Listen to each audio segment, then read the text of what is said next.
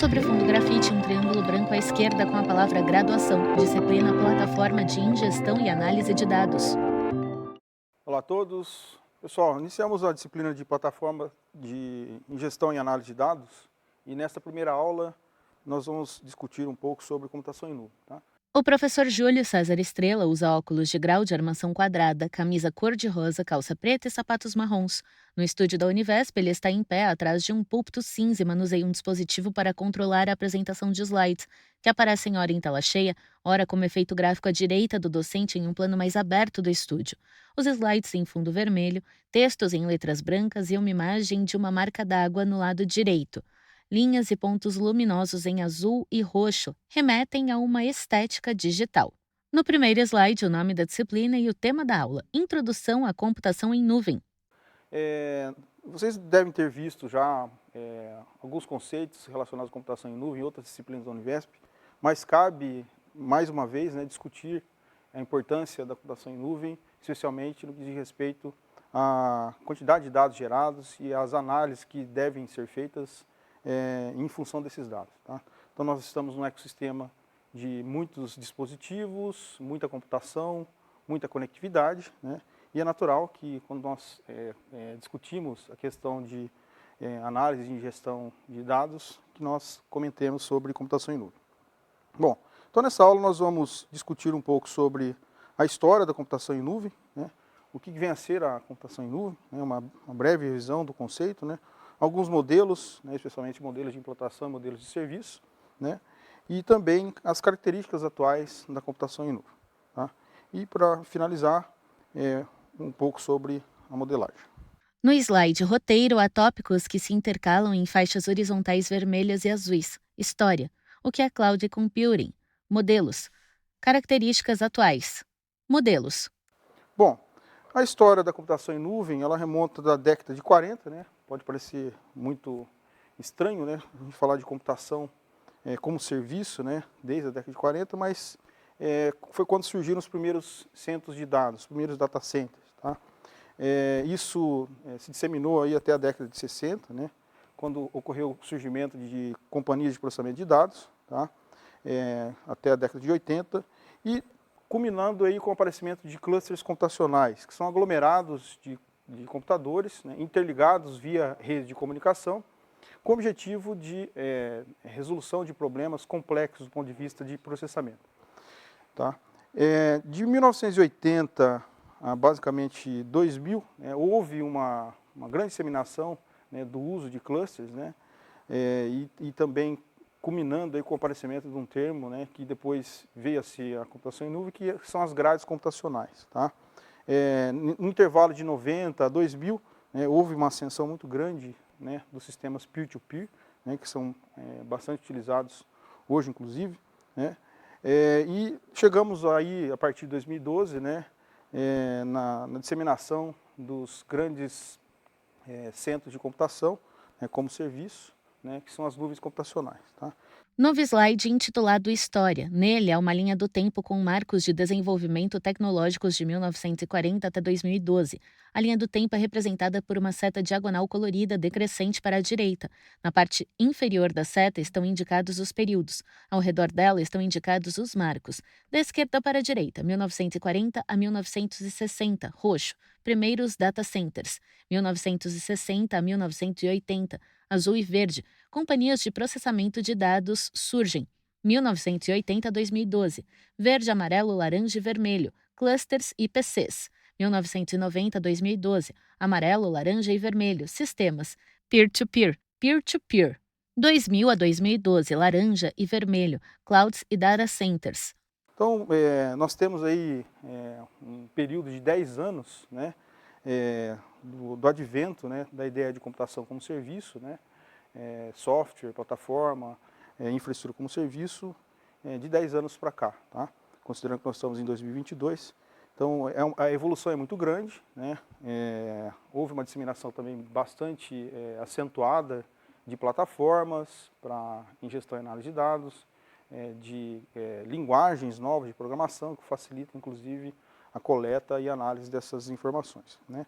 Então, esse é o nosso contexto, né? E por isso que é importante nós discutirmos um pouco sobre a história né, da computação em nuvem.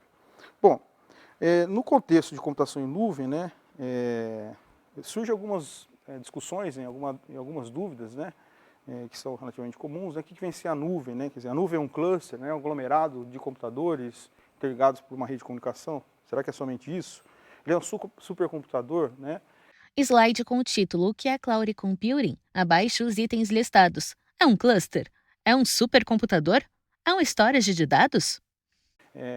No imaginário da maior parte das pessoas, né, o Google, por exemplo, o Microsoft, Azure, ou a AWS, né, é simbolizado por um único supercomputador que processa todos os dados, né, e gera alguma saída, né, mas não é bem isso, né, não é só isso, inclusive, tá? É um storage de dados, tá? Na verdade, a computação em nuvem, né, ele é muito mais que isso, né? Então, ela é um misto aí de muito armazenamento de dados gerados pelos usuários por meio das aplicações, né? No mesmo slide surge uma caixa de texto azul com as informações. Cloud igual a muito armazenamento mais ciclos de computação. Que nós utilizamos no dia a dia, né? Especialmente com os dispositivos, o mais comum é o celular, tá? Mais ciclos de computação, muito processamento desses dados, né? Para geração de insights, né? Com base nas análises que são feitas, tá? Então, cotidianamente, né? Pelo fato de nós utilizarmos um dispositivo que é o celular, que tem conectividade irrestrita, digamos assim, né? Considerando que nós temos conectividade 24 horas por dia, né? Nós geramos muitos dados, tá? Talvez muitos de vocês não tenham lido os termos de uso de serviço dessas grandes plataformas, né? Mas nós concordamos quando aceitamos esses termos de uso, né? com a utilização dos dados por essas empresas, tá? Muitos deles são anonimizados, né? Mas outros não, tá? Então, é um acordo, né, que é feito, né, entre a possibilidade de uso de diversas ferramentas que nos auxiliam no dia a dia, porém, do ponto de vista da empresa, né, que fornece essas ferramentas e esse ambiente computacional, né, a utilização dos dados dos usuários, certamente para a geração de novos produtos, né, e também para a geração, né, de divisas financeiras, tá, que é importante, inclusive. Tá? Então, bom, o que vem ser, então, a nuvem, né, do ponto de vista mais específico, tá? Novo slide com um quadro dividido horizontalmente em três partes, azul, rosa e cinza. Na parte azul, o texto, uma nuvem de site único, single site, cloud. Na parte rosa, a palavra data center. Na parte cinza, os itens listados. Consiste em nós de computação agrupados em racks, switches conectando os racks, uma topologia de rede, por exemplo, hierárquica. Nós de armazenamento, back-end, conectados à rede, front-end para envio de jobs e recebimento de solicitações de clientes, serviços de software. Nós temos a ideia de uma nuvem que chamamos de uma nuvem de site único, né? Também conhecida aí em termos de inglês Single Site Cloud, tá? Que pode ser considerado aí, né, uma nuvem como um data center, né? Um pequeno centro de dados, né? No contexto atual, a gente chama isso de nuvem privada, né? Então, consiste de nós de computação, são agrupados em racks, né? Esses racks são torres, né?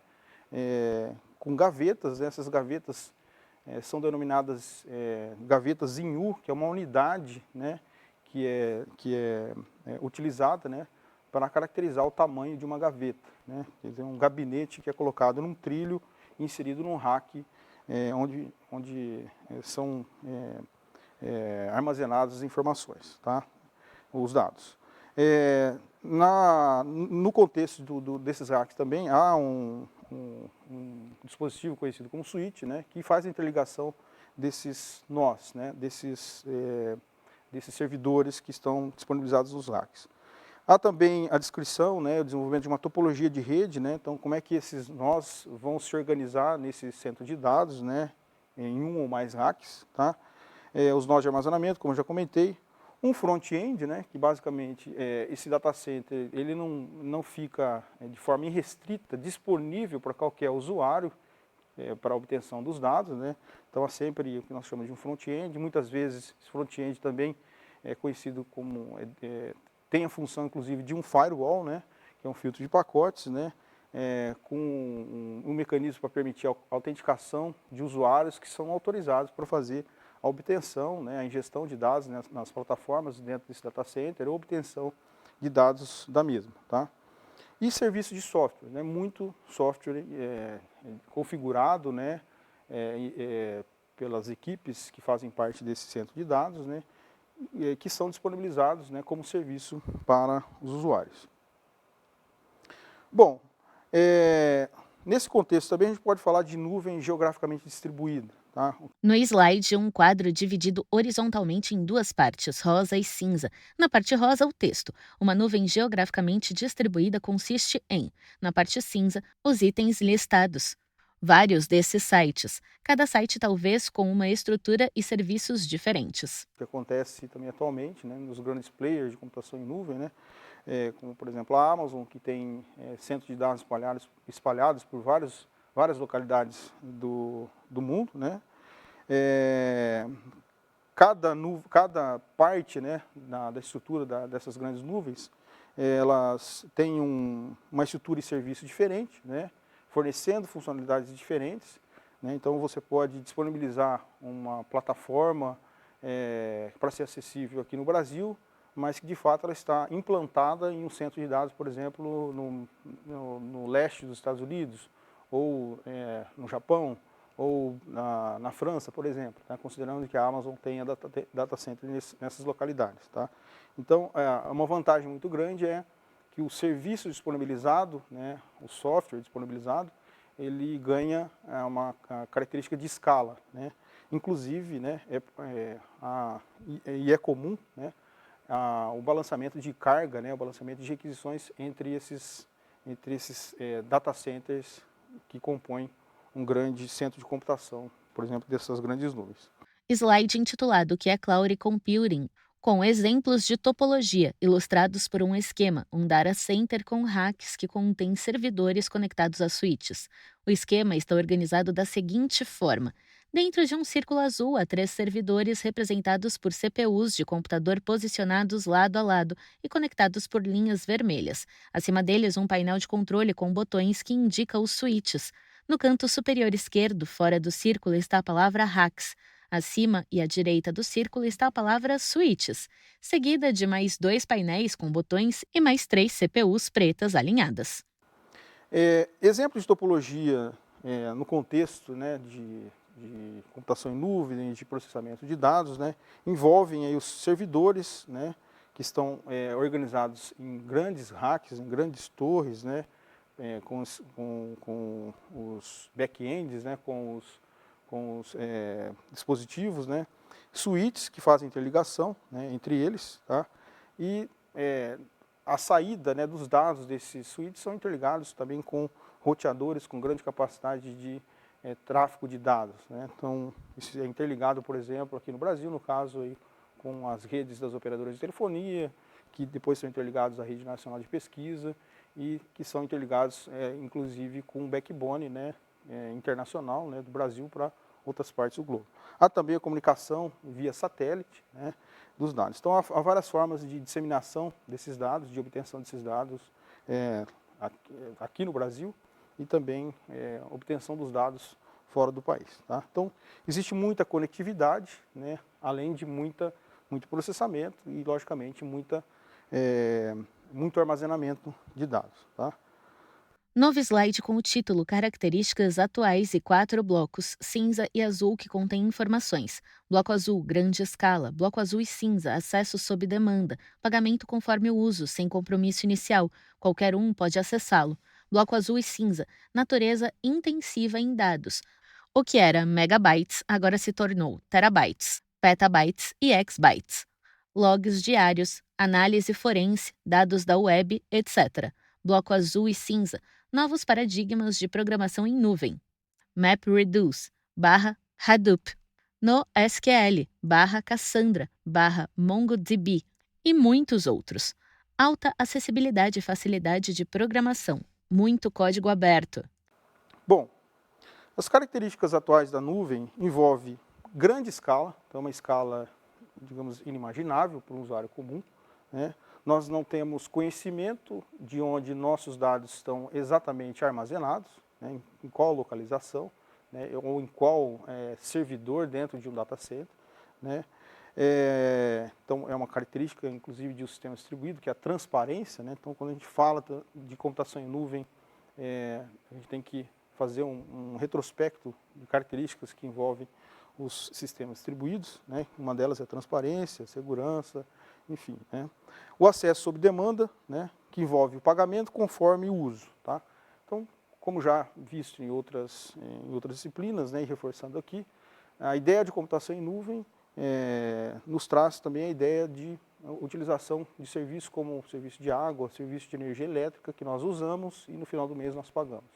Aqui é a mesma coisa, você contrata um serviço de computação, né, de processamento de dados, de armazenamento, né, em função das necessidades da sua empresa, da sua organização, ou das suas necessidades como desenvolvedor, né, ou como um usuário, e escolhe o produto de computação que você deseja utilizar e paga isso no final do mês, né. Inclusive, todas as plataformas comerciais hoje, elas exigem no momento da inscrição, principalmente as grandes plataformas, né, os grandes nuvens computacionais, a inscrição, né, o cadastro de um cartão de crédito, né, para ficar vinculado à sua conta. Tá? Então, deu aí o período de 30 dias, é debitado da sua conta. Tá? É preciso tomar um certo cuidado com o uso desses ambientes, né, porque uma vez que você inicializou algum serviço, inicializou algum servidor, você paga por ciclos de computação. Tá? Então, é importante fazer o uso de forma adequada, porque senão o prejuízo ele pode ser muito grande, especialmente para testes, né, enfim, tá? Logicamente, para desenvolvimento de grandes produtos, né, de grandes plataformas, né, as empresas que contratam aí a Amazon, a Azure e a Google têm um recurso financeiro adequado, né, para fazer o desenvolvimento, não se preocupando tanto com a questão do uso do ciclo de computação. Tá? Há uma natureza intensiva de dados, né? Então nós estamos falando aí da ordem de terabytes, hoje petabytes, né? Enfim, logs diários, análise forense, enfim, tudo é feito em cima, e muitas decisões que nós temos hoje são feitas em cima de dados. Tá? Há novos paradigmas de computação em nuvem também, inclusive, né? E esses assuntos nós devemos discutir numa próxima disciplina, que é a disciplina de computação escalável, né? Que envolve aí ferramentas como Hadoop, MapReduce, né? No contexto de dados, né, da estrutura desses dados, como eles são armazenados nesses conglomerados, né, nesses data centers, né, nós discutimos e utilizamos bastante, né, o conceito de dados não estruturados, especialmente por conta da característica de escala e especialmente por conta da característica da dinamicidade da internet e da web, né? Então, é muito complicado, né, pensar nas aplicações da web hoje, né, só em dados estruturados, né, em dados baseados em tabelas, que é uma característica dos bancos de dados relacionais. Tá? Então, está muito em alta, né, o uso de bancos de dados que a gente chama de NoSQL, né, envolve, por exemplo, Cassandra, MongoDB, enfim, e vários outros bancos, né, com características próprias, mas com conceito parecido aí de banco de dados não estruturados. Tá? E muito código aberto, muita ferramenta de código-fonte aberto, né, open source, tá? Facilidade de acesso aos dados, às plataformas, à utilização, tá? E facilidade de programação. Slide com o título Modelos. Abaixo há 2 quadros divididos horizontalmente nas cores vermelho e cinza. À esquerda, serviços com as informações: IaaS, PaaS e SaaS. À direita, implantação com as informações: pública, privada, híbrida. Bom, quanto aos modelos, né, nós temos no contexto de cloud modelos de serviço, modelo de implantação. Os modelos de serviço estão relacionados a como que nós organizamos a computação, né, como serviço, né, levando em consideração que tudo pode ser transformado em serviço. A infraestrutura é uma delas, que é IaaS, plataforma é outra, né, que são ferramentas mais robustas, né, então é o software também, né, e o software como serviço, né. E do ponto de vista de implantação, né, nuvem como que nós caracterizamos, né, as nuvens, se ela é pública, tem acesso liberado para qualquer tipo de usuário fazer uso de recursos mediante uma inscrição, privada, né, com alguma restrição, ou misto, né, de nuvem pública e privada, que é a híbrida. Bom, a infraestrutura como serviço, a ideia é você obter acesso a uma infraestrutura flexível de computação e armazenamento, né, e uma tecnologia que dá suporte a isso é a virtualização, tá, com várias tecnologias, né, como KVM, como VMware, como Xen, né, e mais recentemente também, com muito uso, né, uma maneira de virtualizar serviços que é o Containers Docker, né. Então a gente tem exemplos aí, no caso da Amazon, né, AWS, EC2, S3, né, algumas plataformas aí como infraestrutura como serviço, OpenStack, Eucalyptus, né, Azure e Google Cloud. Tá? Em um novo slide, um quadro com o texto citado Serviços, IaaS, Infraestrutura como Serviços. Você obtém acesso a uma infraestrutura flexível de computação e armazenamento. A virtualização é uma maneira de conseguir isso. cgroups, Kubernetes, Dockers, VMs. Exemplo: Amazon Web Services, AWS, EC2 e S3. OpenStack, Eucalyptus, RightScale, Microsoft Azure, Google Cloud. Do ponto de vista de plataforma, a ideia é que você tenha acesso a uma infraestrutura flexível de computação e armazenamento, né, juntamente com uma plataforma de software. Uma plataforma completa, né, que permite você fazer o uso, né, sem ter que desenvolver uma funcionalidade em particular. Tá? Em um novo quadro, o texto Serviços, PaaS, Plataforma como Serviço. Você obtém acesso a uma infraestrutura flexível de computação e armazenamento juntamente com uma plataforma de software, geralmente fortemente acoplada. Exemplos: App Engine, do Google, Python, Java, Go. Então, um exemplo é a App Engine do Google, né, que é desenvolvida em Python, em Java e em Go.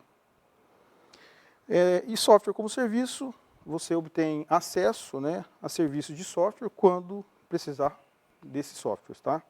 Novo quadro relacionado ao SaaS, Software como Serviço. Você obtém acesso a serviços de software quando precisar deles. Costuma-se dizer que inclui SOA, arquiteturas orientadas a serviços.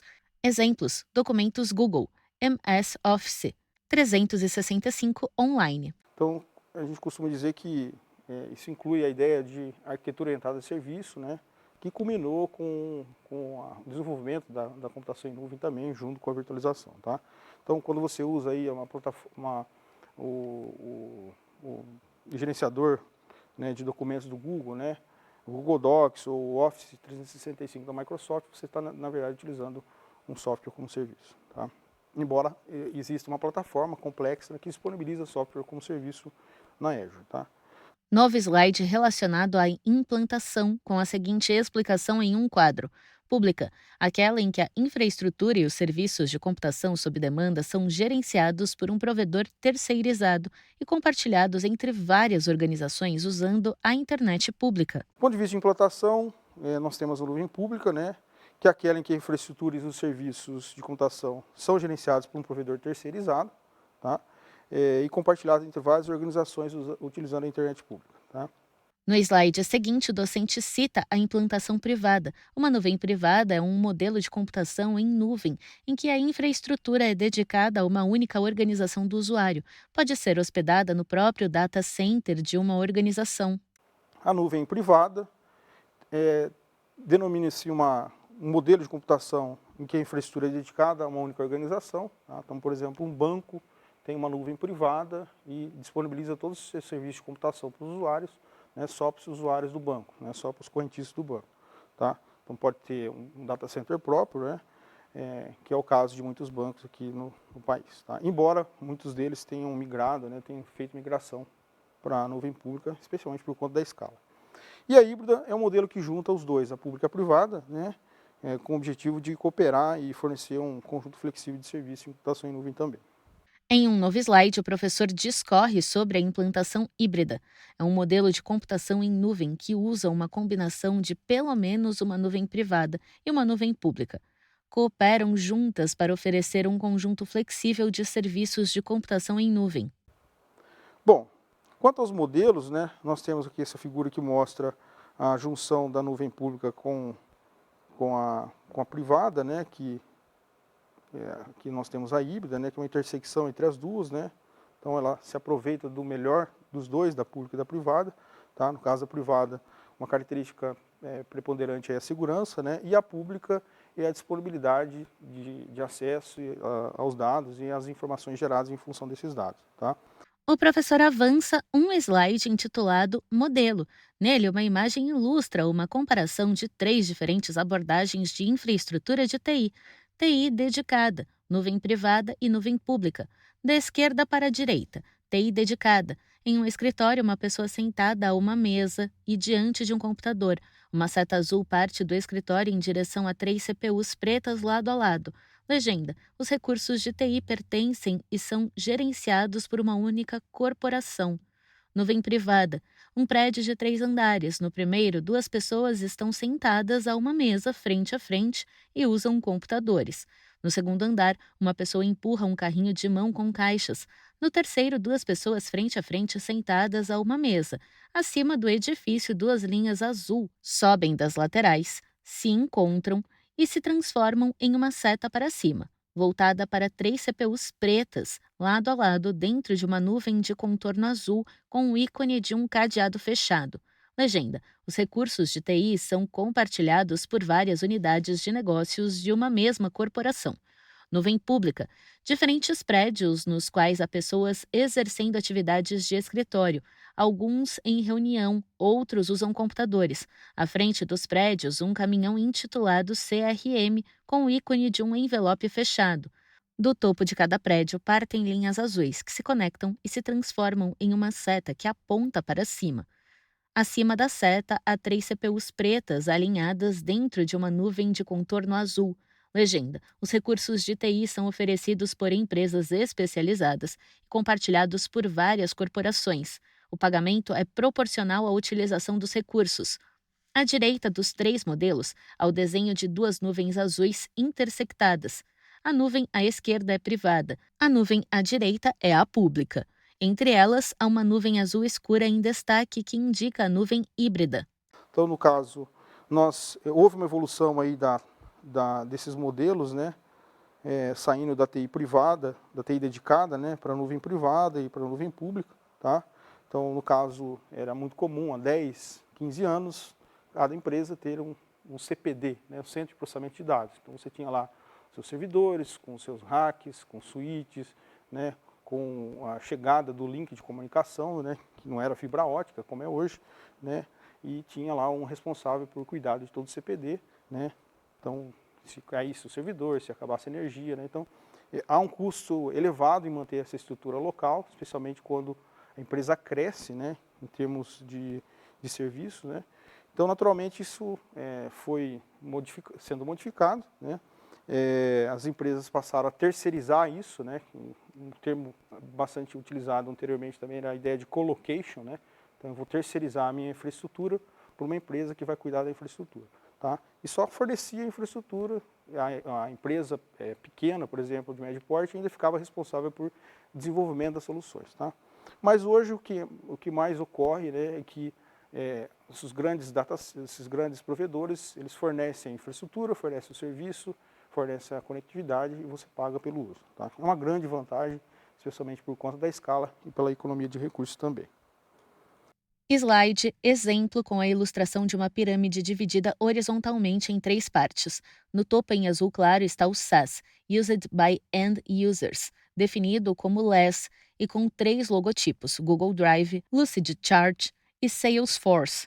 Na parte central da pirâmide, em azul bebê, está o PaaS, Used by Software Developers, definido como Control, e com três logotipos: AWS, Elastic, Beanstalk, Google App Engine e Heroku. Na base em azul celeste está o IaaS, Used by IT/Network Architects, definido como More, e com quatro logotipos: Microsoft Azure, AWS, Amazon Web Services, Google Cloud e Rackspace. Bom, exemplos, né, já conhecidos de software como serviço, né, então a gente tem uma visão piramidal, né, da ideia de computação em nuvem, né, então no topo aqui fica software como serviço, né, A gente tem, por exemplo, o Google Drive, né, Salesforce, plataforma como serviço, né, Kubernetes, enfim. Tá? E infraestrutura como serviço, os grandes provedores, como a Amazon, né, o Google oferece o hardware, né, a conectividade para que outras empresas, outras organizações desenvolvam plataformas e desenvolvam software. Tá? Bom, então era isso que eu queria discutir com vocês essa semana, em particular, tá? No começo da disciplina, fazer uma revisão geral do conceito de cloud, né? A importância desses conceitos, porque isso é impactante, né? No contexto de geração de dados, análise desses dados e na coleta. Tá? Então nós estamos falando de geração de dados numa ordem muito grande, né? Inimaginável, né? E consequentemente dados gerados devem ser coletados segundo alguma metodologia e analisados para geração de novos produtos e novos sistemas. Tá? Então, era isso. Espero que vocês façam as a atividade avaliativa da semana. Participem dos fóruns, que isso é muito importante também, para discutir o assunto da semana. Até a próxima aula. Sobre fundo branco, 2 retângulos vinho e cinza alternam-se nas laterais. No centro da tela, os créditos em letras pretas. Governo do Estado de São Paulo, Secretaria de Desenvolvimento Econômico, Ciência, Tecnologia e Inovação. Universidade Virtual do Estado de São Paulo, Univesp. Presidente Rodolfo Jardim de Azevedo, diretora acadêmica Simone Telles. Audiodescrição, Núcleo de Acessibilidade Flictis. Roteiro Yara Forastieri, revisão Cláudia Guarnieri, consultoria Sidney Tobias, narração Thaís Lenk, mixagem Leandro Ribeiro, univesptv.com.br.